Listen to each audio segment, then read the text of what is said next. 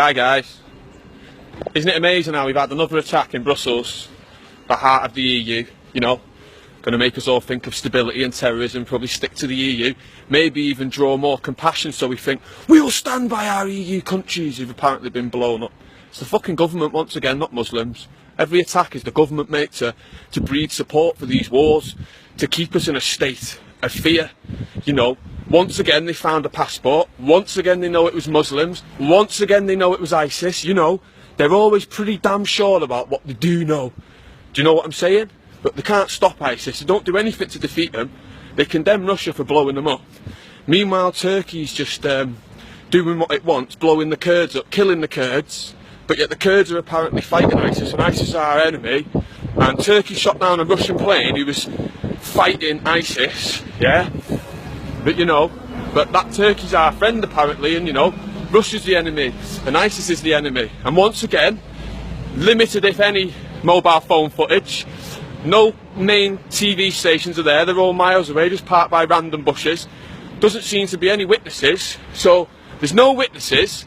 The camera crews haven't been to the scene because obviously it's armed response and it's a crime, but yet they know it's Muslim, they know it's ISIS, and they found the passport once again. What this is a false flag, and there's always a reason for the false flag. So we've had George Osborne at the start of the week using the budget talk to mention the EU, which he shouldn't. Then we had Ian Duncan Smith quit, saying it was over benefits and that.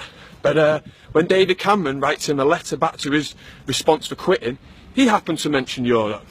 It's bollocks, mate. It's a fucking false flag. It wouldn't surprise me if nobody died whatsoever. It's just lies. I could get a camera now and say a bomb's gone off and get a few people to run round. Would you know any difference? No. But you can be damn sure we're going to be asked to stand in solidarity, you know, and probably change a fucking profile picture on Facebook. What about the Iraqis? What about the Libyans? What about the Syrians? What about the fucking Palestinians? Never mind fucking Europe. Some might say we deserve to get fucking blew up, mate. The way we go on and the atrocities that we commit constantly. You know, it's not so much the government to blame, it's the people. We don't need to accept this. Or what I say, enough's enough. It's fucking high time we get down Downing Street before they decide to blow us up and tell us it was Muslims. It's high time we get down to Downing Street while they're weak. IDS is gone, the Tory party's in bits. Let's demand an election. Let's demand that these people get out of power, because they're not doing anything. They've had how long to tackle ISIS? ISIS have got bigger and bigger and more powerful. They've had how long to tackle the debt, and the debt's got higher and higher. So, and no matter what this government says about helping us, they're actually doing the opposite. They're endangering us all the time, they're covering up child abuse. So, you know, this is a true reflection of the world what we're living in. You need to not turn the BBC on and not be listening to them things. It's called propaganda. And the propaganda for a reason. Operation Mockingbird. Google that. It's to control the media, to tell us what to do and what to think. You know, so once again, a terrorist attack, and we know all the facts. But none of us were there, we're not allowed to go there. And once again, bomb-proof passports. High time people wake up, mate. High time everyone gets hand together down that Downing Street. It's not going to be long before we get a bomb go off and they're telling us it's Muslims. It's the fucking government, mate. That's who it is. And anyone who doesn't want to discuss these things is just as dangerous as the government. Anyone who wants to be oblivious or ignorant to it is just as dangerous as the government, and you're not doing anything to help this country or these people. You're furthering the propaganda, you're furthering the charade what is the war on terror. You know, so wake up, smell the coffee. Let's not stand with them, let's not show them any compassion, and let's not be drawn into a pro-Europe. That's what this is all about. They don't want us to leave Europe. So we'll all stand together. Fuck that, man.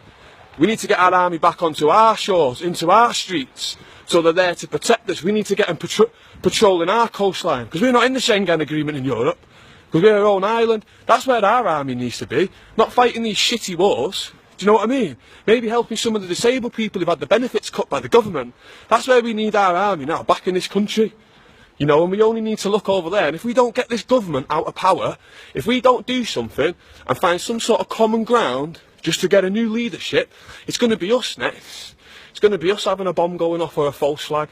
Could be our kids blew up by the government blaming Muslims. You know, do we need that civil disorder and unrest in our streets? No, we don't, mate. So again, it's high time we come together and hold these people accountable. What say you, man? I say we get down to Downing Street within the week and say we force these paedophiles out of power. Sick of them, mate.